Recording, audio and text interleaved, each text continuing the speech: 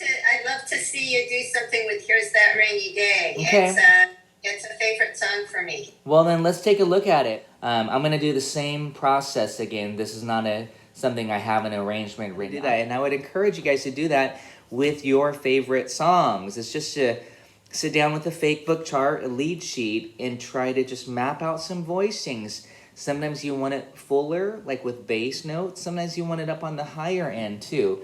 And Here's a Rainy Day, because it's generally a slow ballad. I'm assuming we're going to want to do it similarly. And again, this song is a beautiful song, generally ballad. I don't play it often, but I love it. So I'm looking at it with fresh eyes too with you. Do you all have it? And again, I'm just going to walk through it here. The first measure is G major 7. We're in the key of G. We got a G major 7 chord, and the melody note is a D. I'm not going to play it as written, which is down here, really low. I would do that if I had a band behind me.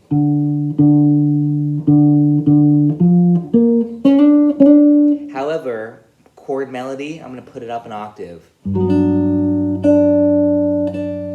Okay, that was pretty easy. I'll do that again. And then now B flat 7. I'm kind of thinking, well, I'm probably going to go here because that still has that D note on there, but I can also go here. You know, you have to choose what works best for you.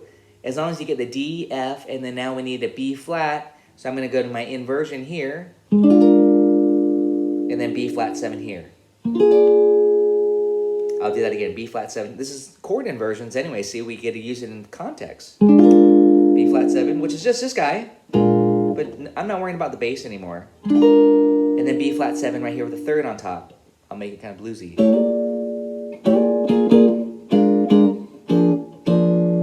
Those are your 7th chord inversions. B flat 7, B flat 7, B flat 7, B flat 7. It's good to know those 7th chord inversions. That's going to be your most commonly used tool besides grip shapes for a solo guitar.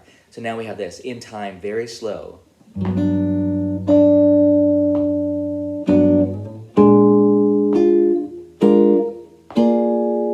Now E flat major 7. Here's one of my favorite shapes again.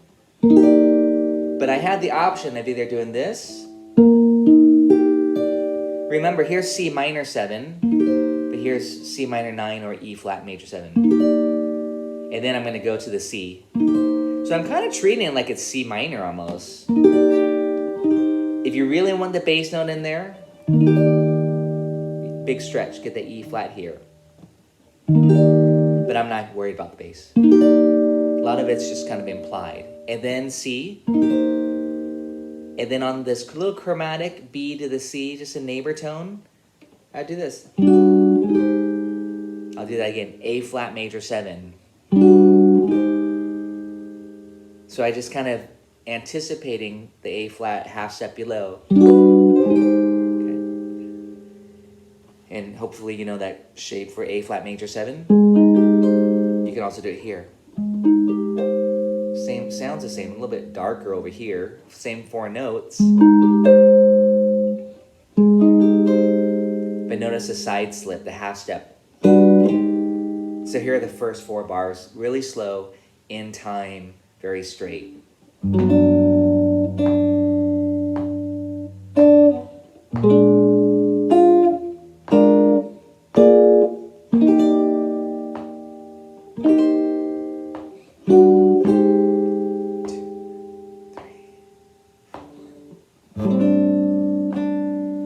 Now on the word funny, A minor 7, it says on the chord chart, but we know D natural is the 4. Again, we have the choice of calling it an add 4 or an A minor 11. I chose the 11 here. So here's A minor 7. We got to take that 5 and get rid of it and go to the 4. It becomes an 11. Okay, not flat 5. We don't want that. We want A minor 11. And now same rhythm as before, the first phrase. And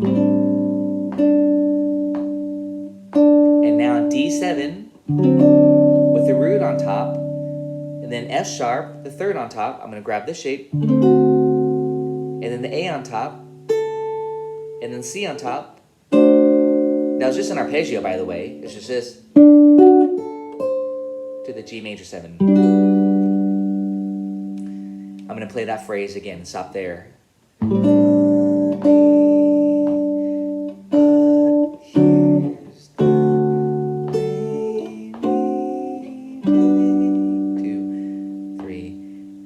Now, on that, going back to that D7, I kind of want to make it darker. You know what I'm going to do, right?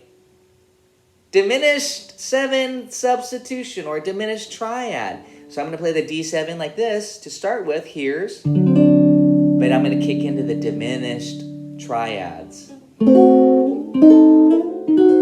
Ah, that makes it nice, darker. So D7, and then for the F sharp, right here, diminish triad. A, slide it up, see? See the symmetrical quality? And that creates a D7 flat 9. It darkens the mood a little bit. So funny. But here's a rainy day. 2. I just want to practice that again. 2, 3, 4.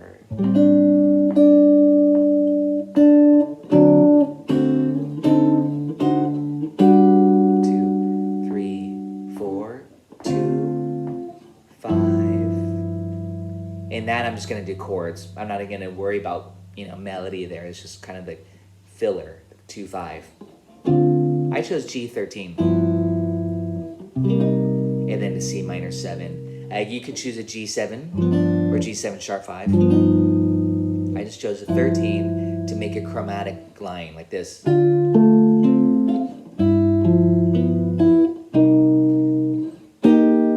here's that. And now I'm way up here. This is kind of what I would call a hack. I'm just barring across on C minor 7, but I'm adding the E flat here. So we're actually I have 2 E flats in this shape. You could do the inversion if you want to be more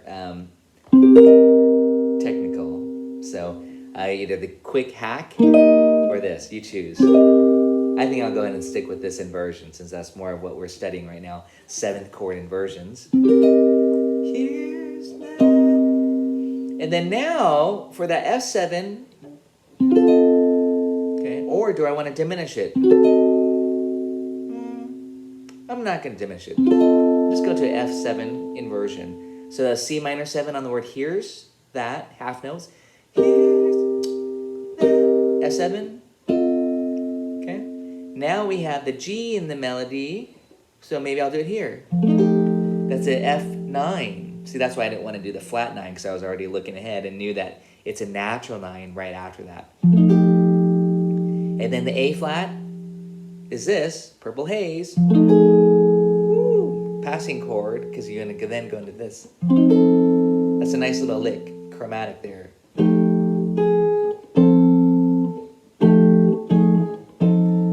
little F7 trick there. F9, F7 sharp 9, and then F7, and then B flat major 7. We're using that shape quite a bit. Again, remember that's just like this shape, but on the top 4 strings. So let's do that C minor 7 on the first ending. 1, 2, 3, 4. 1, 2, 3, 4. Okay. And then now we got me about chromatic F, F sharp, G.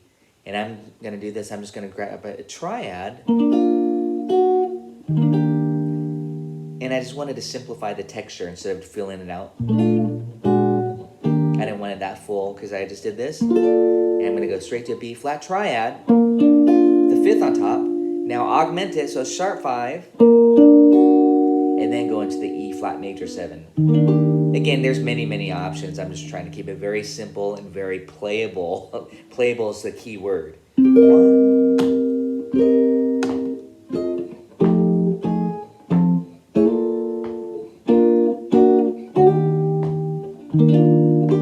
And then right there on the E flat major 7, I had a bar because I want to get that 9. Here's the E flat major 7. If you lift up your pinky, you got the 9. But you have to be barring. So you got this. That's either, you can think of it as 2, but I'm thinking of it as 9 to the 3. And those are your melody notes. And I. And then laughed at the thought. Now I'm doing this A minor 7, again, inversion. But really, that's the same as doing this. So if you have a cutaway and you can get that, this is easier to do here if you don't otherwise. And it's good to know your inversions. And then now, do you want to do the chord every time? Maybe, or maybe you just want to do this. And there's that D7, that dominant chord, the flat 7 on top again, like we did on the F. Hey, same trick here.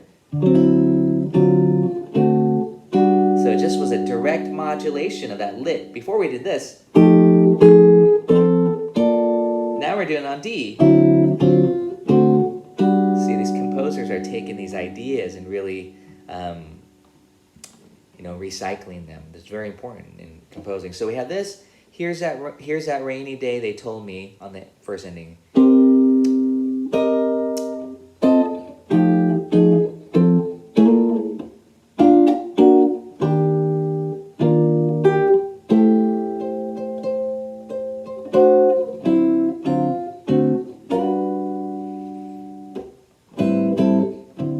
And back to the top. And then after that G major 7, I just let it ring. Turn around. I put A minor 9. I can do whatever I want here because there's no melody. I mean, the melody is still ringing, it shows, but at that point, you can kind of just add filler. And then I did D7 flat 9 to darken it. It says D7 on the chart, but flat 9, of course, or sharp 9, flat 9. That would be even sweeter, a little bit more color. A minor 9, D7 sharp 9, flat 9, G major 7, the beginning, second time.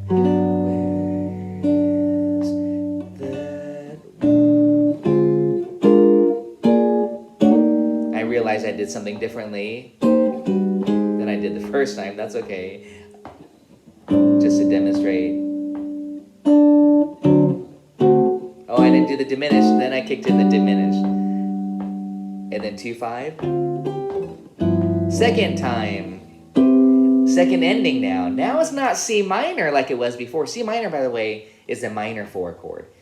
Okay, but it's used as a 2-5. But now we're on the 4 chord, C major. Second ending. And then A minor 7.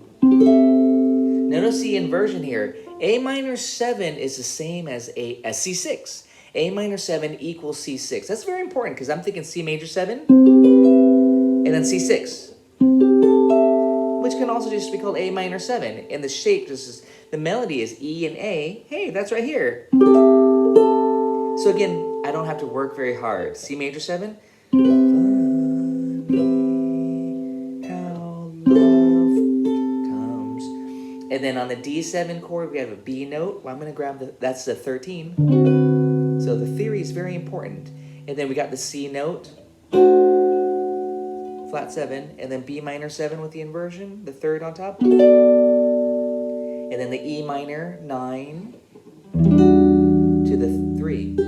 That's a 2-3. That's very pretty. Listen to this. So I started with the E minor 9 shape, and then I scooted over to the 3. And then the A7 with the root on top. This might be a little bit bland sounding. I might do A13 there, just to color it up a little bit. Yeah, definitely I would do that there, 13. And I'm taking advantage that I get to play an open A string in this case. And I'd probably throw in some filler, but right now this is just a bare bones arrangement, so I can add to it later and ad lib. And then we're the last system, 11. I better do that diminish again here. And that was a D7 with the flat 9 and the 13. It didn't go to the C there, so it changes. And then here ending chord. Do I want to do a hip ending chord or something? I'll just do an add 9. No, it might be too sugary sweet. But I might then go to C minor. And then back to the G. Otherwise, a G6 would just be this. That's a little bit bland, but I might do that G major 7 like this. If I want a little bit more outside. Let's do the last 4 bars to get that ending chord of your choice. You know, always experiment with ending chords. Sorry, 3, 4, 5.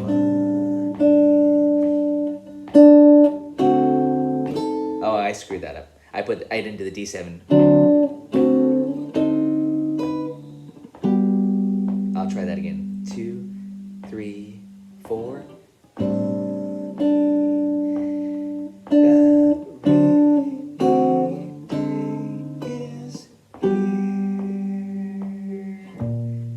From the top.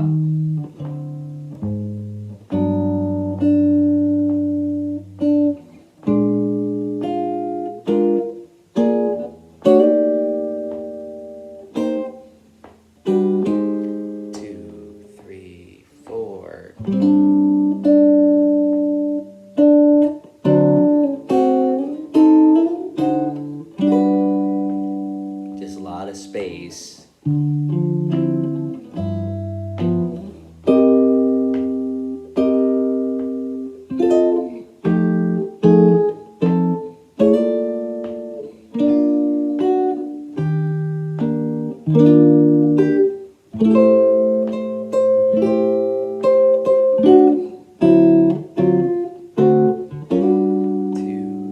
I did a 9. I'll do that sharp 9, flat 9, and top.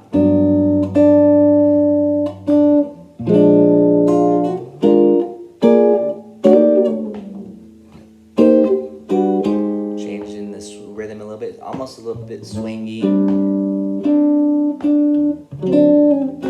Diminished sub.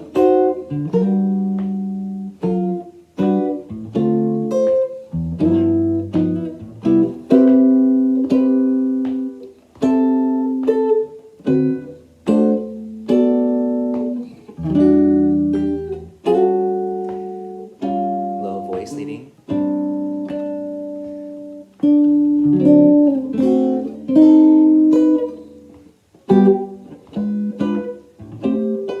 A little bit faster.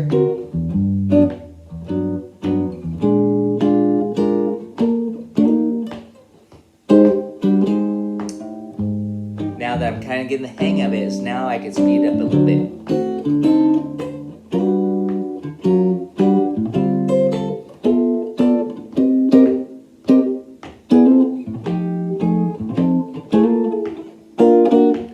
I'm playing the exact same shapes. Oh, that I showed you earlier. Just trying to make it come to life a little bit.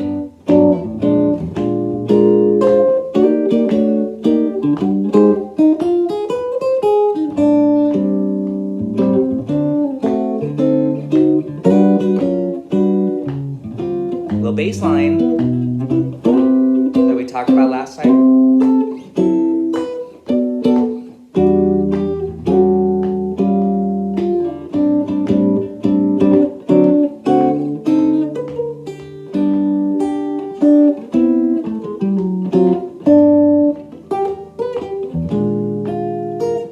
Now I'm pretending I'm Joe Pass.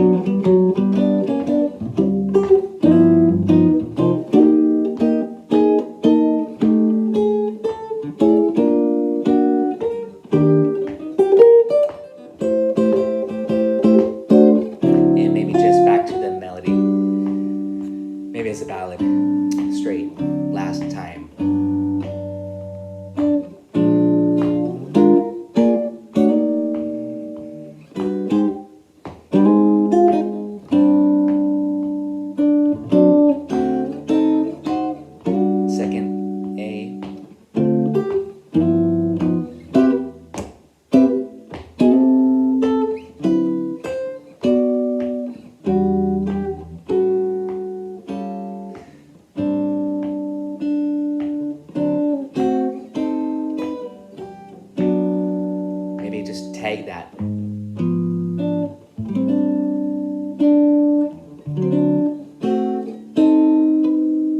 then maybe C minor. And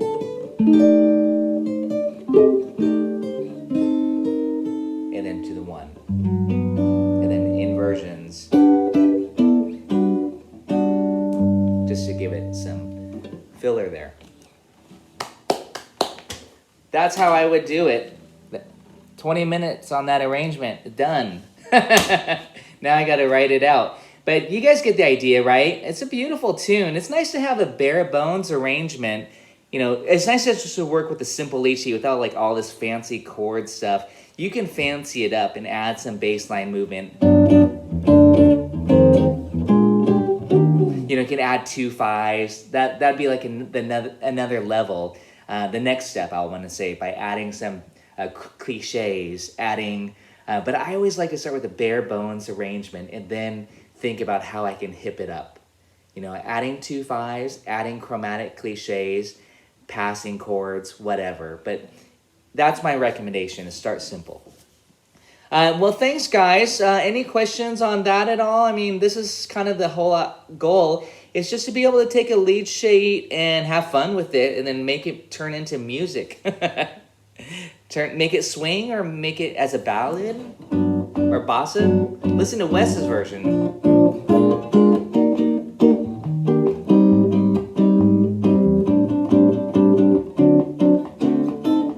And now I'm just paraphrasing because I can't remember exactly what I just did. But now at least I have the basic shapes that I just used. And I can kind of improvise around that. So I think that's important too. It's just like, oh yeah, I got it.